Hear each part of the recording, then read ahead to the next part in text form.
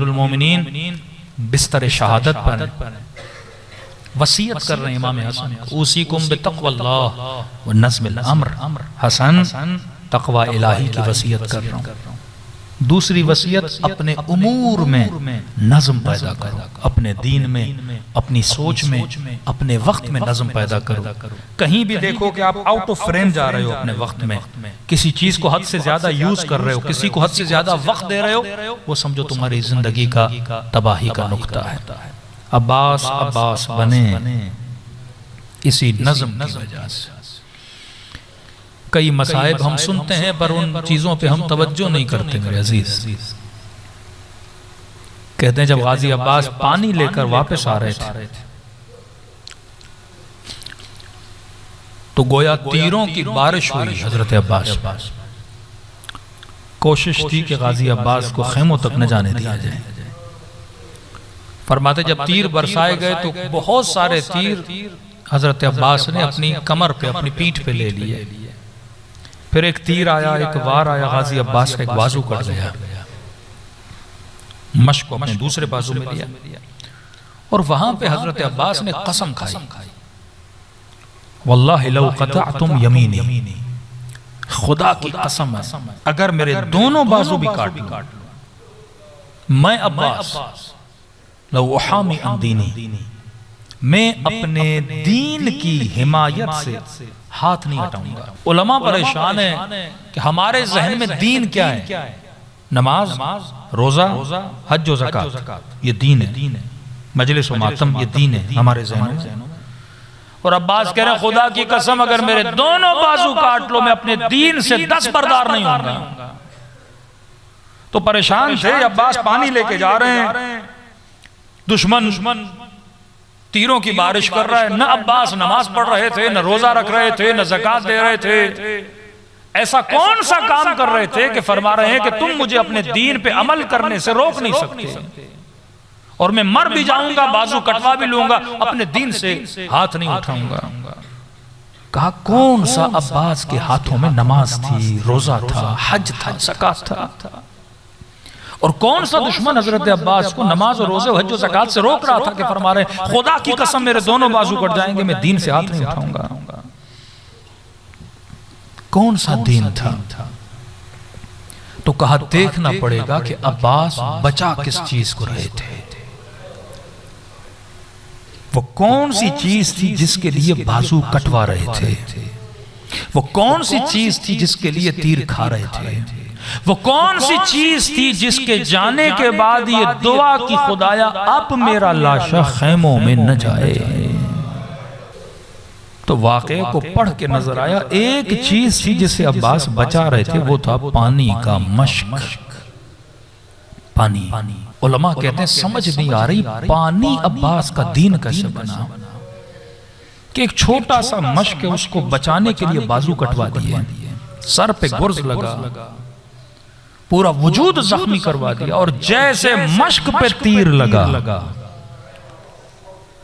तो अपनी सवारी को वहीं पे रोक लिया कि अब मुझे खैमों में नहीं जाना। कहा मश्क अब्बास का दीन कैसे बना? का मसला मश्क का नहीं था, पानी की क्या औकात है, पानी की क्या वैल्यू है अब्बास के सामने कि इस पानी के लिए अपने बाजू कटवा दे और कहें खुदा की कसम दोनों बाजू काट लो, मैं नहीं छोड़ूंगा अपने दीन को। कि जब बाजू कट गए तो अपने दांतों में जकड़ लिया। तो फरमाया मसला मश्क का नहीं था, मसला ये था कि हुसैन ने कहा था पानी लाओ, हुक्म इमाम दीन है। कि मेरे मौला की ज़बान से जुमला निकले और अब्बास उसको न माने, ताकत के होते हुए खड़े रहे जब तक हुसैन की इजाजत नहीं। जो लकीर खींची थी उसे भी मिटा लिया, क्योंकि हुसैन ने कहा था इताअत महज, ऐसी इताअत अपने इमाम। अगर मेरे मौला ने कहा, अगर मेरी सैयदा ने कहा, ये मेरा दीन है। दीन नमाज नहीं, दीन रोजा नहीं, नमाज भी तब दीन है क्योंकि हुक्म खुदा है। जिस तरह नमाज का हुक्म दीन है, इसी तरह अगर हुसैन ने कहा पानी लेकर आओ, ये पानी का ले आना अब्बास की नमाज है, ये अब्बास का हज और रोजा है।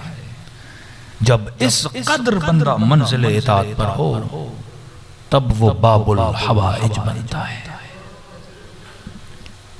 तब उसके रोजे पे जाने पे इंसान की दुआएं कबूल हो जाती हैं। तब उसकी कब्र पे छठे इमाम फरमाएं, रूही लकल फिदा, मेरी जान तुझ पे कुर्बान हो जाए अब्बास। जिसके लिए इमाम मासूम ये बोले। और जब कोई गैर मासूम भी इस इताअत पे आ जाता है, फिर खत लिखते हैं हुसैन इब्न अली, अखी, मेरे भाई हबीब इब्न मज़ाहिर, भाई का। और यही जुमला अखी, भाई का जुमला इमाम ज़माना ने शेख मुफीद को लिखा, मेरा भाई शेख मुफीद। इस कदर अगर इताअत आ जाए, मकसद मजलिस, मकसद गिरिया कि तेरे वजूद में इताअत इमाम ज़माना पैदा हो जाए। फरमाया खुलूस से दिल से मेरे जद हुसैन का जिक्र किया करो, न कोई आंसू जाया होता है, न इस महफिल में गुजरे हुए लम्हे जाया होते हैं। फरमा ये तो तुझे तब एहसास होगा जब इस दुनिया से जाएगा, तेरे जनाजों को कब्र की अंधेरियों में रखा जाएगा। उस वक्त पता चलेगा कि ये कितना नूर था, ये एक या हुसैन कहना मेरी आखिरत को कितना उजाला दे रहा है। फरमाया खुलूस से दिल से मुझ हुसैन को सलाम करो, खुदा तुझे सवाब ज़ियारत हुसैन अता करे। जो करबला नहीं गए पर तमन्ना है जाने की, फरमाया हो सके तो एक बार मेरी ज़ियारत पे जरूर आया करो, क्योंकि मरने के बाद पछताओगे जब इसके सवाब को देखोगे। लेकिन अगर नहीं आ सकते तो मुझ हुसैन को सलाम करो, खुदा तुझे सवाब ज़ियारत हुसैन अता करेगा। कहा कि मौला एक सलाम से सवाब मिल जाएगा। फरमा अगर सलाम करो और न चाहते हुए तेरी आंखों से आंसू आ जाएं, ये मत समझना ये तेरे आंसू हैं, हुसैन ने तुझे तेरे सलाम का जवाब दिया। किसी ने चौथे इमाम से पूछा, मौला ये सलाम की इतनी ताकीद क्यों है? ज़ियारत आशूरा पढ़ो तो 100 सलाम इमाम हुसैन को आशूरा के दिन। कभी सोचा इतने सलाम क्यों? फरमाया आशूरा के दिन मेरा बाबा तरस गया था कि कोई मेरे बाबा को सलाम करे। सैयदा ज़ैनब फरमाती थी, पत्थर मारने हैं मारो, लेकिन ये न कहो ये बागी की बहन है। मेरा हुसैन नमाजी है। कहते थे सलाम न करो, सलाम मुसलमानों को किया जाता है, ये तो बागी है। फरमाया आशूरा के दिन सलाम किया करो मेरे बाबा को, कलेजे को ठंडक पहुंचती है। दिलों को करबला लेकर चलें, सलाम करें इन अज़वात मुक़द्दसा पर, जिनके जाने के बाद भी उसके खून की इतनी रौनक है, वो ताजगी है कि आज भी जिक्र हुसैन से दिल पुर नूर हो जाता है। अस्सलाम अला हुसैन व अला अली इब्न हुसैन व अला औलाद हुसैन व अला अस्हाब हुसैन। सब मिलकर अस्सलाम अला हुसैन।